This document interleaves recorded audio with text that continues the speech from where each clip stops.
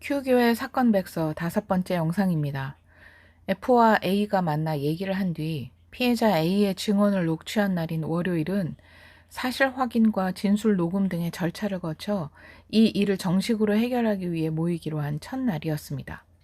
그런데 K가 B 목사와 갑자기 대동하여 나타났으며 K의 이 같은 행동으로 화가 난 F와 J가 K의 독단적인 행동에 협조하지 않자 K는 B 목사의 편에 서서 B 목사의 증언만을 믿고 F와 J를 목사 측 얘기를 듣지도 않고 목사를 배제하고 독단적으로 하려고 하는 사람들로 생각하기 시작하였습니다.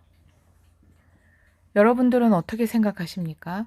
목사는 이미 F와 H 목사에게 본인의 변을 하였고 피해자의 이야기와 상반되는 이야기를 하였기 때문에 F와 J 집사는 일의 해결을 위해 양측의 이야기를 따로 얘기를 듣고 진술 녹음도 하여 증거로 삼고 객관적으로 해결책을 찾으려 하였습니다. 필요하면 나중에라도 동의를 얻어 3자 대면도 할 수 있었으나 당시 상황은 피해자 A가 대면을 원치 않았고 자칫 2차 가해가 될 수 있기 때문에 원하지 않는 상황을 강요할 수 없었습니다. 또 본인의 판단이 옳다고 생각한 K가 독단적으로 벌인 일에 왜 F와 J가 동조해주고 협조하고 따라야 한다는 말입니까? 본인의 생각이 어떻든 회의에 나와 피해자 진술도 다시 잘 듣고 난 후 본인의 생각을 전달하면 안 되었다는 말입니까? 이후 공청회에서 K는 목사님은 이미 가해자였고 범죄자로 낙인 찍혔고 F와 J는 처벌의 방향을 정해놓았기 때문에 본인은 동조할 수 없었다는 발언을 합니다. 그렇게 오해했다 해도 회의에 나와서 그런 것은 옳지 않다라고 얘기하였으면 될 일입니다. K는 혼자만의 오해와 착각으로 독단적인 행동을 하고 F와 J 집사를 목사를 끌어내리고 교회를 분열시키는 사람들로 몰아갔습니다. 다음 날인 화요일 F는 예정된 휴가를 떠납니다. 그 이전에 예약이 되어 있었던 것이었습니다. 휴가를 가서도 F는 사람들과 통화하고 이 일에 대해 걱정하고 고민하느라 제대로 휴가를 즐기기는커녕 아이들로부터 엄마는 전화하려고 여기 왔느냐는 원성을 들어야 했습니다. 화요일 낮에 A는 F에게 전화를 하였고 이 일에서 그만 빠지고 싶다. 더 이상 관여하고 싶지 않다는 의사를 전합니다. F는 너와 목사님 일은 당사자 간의 문제만이 아니고 교회적인 문제가 남았다. 그 일에서 너는 빠져도 된다. 네가 전면에 나설 필요가 없다. 교회적인 문제는 교회에서 해결하면 된다. 그러나 없던 일로 할 수는 없다. 라고 말하였습니다. 그런데 이 시점에서 A는 돌연 마음이 돌아서게 되었고 F와 연락을 끊어버리고 맙니다. 이후 피해자 A와 K의 부인은 통화를 하였고 A는 F와 J에 대한 불만을 토로하였습니다.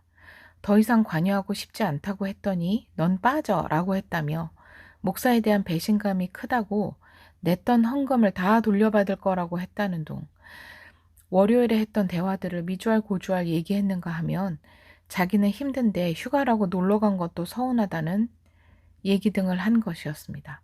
그들의 얘기의 결론은 F와 J 측 사람들이 정상이 아니다. 반상식적인 사람들이다. 라는 것이었습니다. 한편 F는 K의 배신에 충격을 받고 목사가 어떻게 얘기하길래 사람들이 객관적인 판단을 하지 못하고 목사를 옹호하는가 하는 생각에 본인도 나름 사실을 알려야겠다고 생각합니다. 그리고 친한 사람 2~3명에게 전화를 하여 교회에 이러한 일이 일어났음을 이야기하였습니다. 그들에게 일어난 일을 알리고 신앙적 조언과 개개인의 의견을 물어보았습니다. 또한 페이스북에 사건의 개요를 시간순으로 정리해 익명으로 올리게 됩니다. A교회 B 목사가 하는 식으로 말입니다. A는 피해자의 녹음 진술에 의거하여 감정적인 표현이나 평가나 해설 등은 자제하고 일어난 사실만 피해자의 표현대로 썼고 약 이틀 정도 올렸다가 글을 내렸습니다. 짧은 시간 올렸다가 내렸기에 그것을 보고 F에게 따로 연락한 사람은 1~2명에 불과하였습니다. 이후 목요일에는 A가 K의 부인의 초대로 교인들이 모여있는 라인 단톡방에 초대되어 들어옵니다. 사건 이후 나갔다가 다시 들어온 것입니다. A는 본인이 다 같이 모여 이야기하기를 원한다며 토요일에 공청회 형식의 모임을 갖자고 제안합니다. A와 가해자 그리고 교인들이 모두 모여 이야기하자고 말입니다. K의 부인의 초대로 들어온 것을 보고 F는 그들이 피해자 A를 종용하여 그렇게 한 것으로 오해를 하게 됩니다.